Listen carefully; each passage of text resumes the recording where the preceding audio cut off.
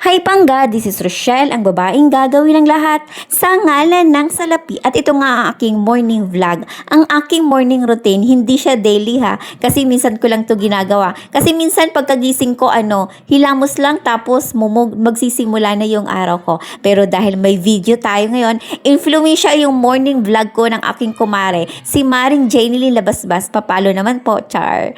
Ito nga aking ginagawa nag-morning moisturizer. Kasi minsan pagkatapos ko maghilamos, parang ang dry ng aking face lock. Kaya kailangan ko ng moisturizer talaga. Yan talaga yung, lalo na pagpupunta ako ng Lavisares, parang kailangan ko ng moisturizer tapos ng sunblock, char. Kaartihan ng mga babae, ang daming kaartihan ng babae, no? Bakit kaya mga lalaki wala namang ganyan-ganyan? Bakit ang babae ang daming kaartihan sa katawan, char?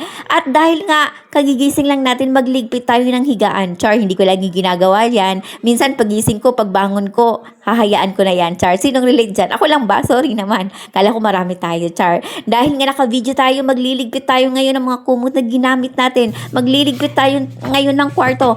Pero pag walang video, hahayaan lang natin dyan. Sinong relate dyan? Ako lang ba? Ako lang ba yung salaula, char? Sorry naman.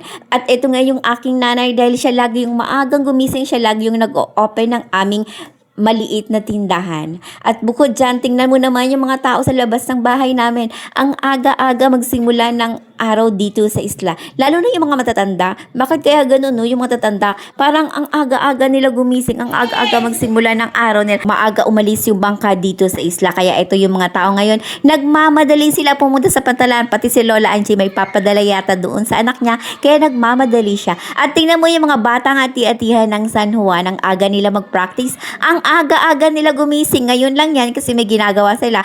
Pero pag wala sigurong ginagawa, tanghali na siguro magsigising ang mga yan. Ngayon lang yan maaga kasi may ganap sila. Yun lamang po, maraming salamat po sa panonood ng aking video. Mag-ingat po tayong lahat. Bye everyone!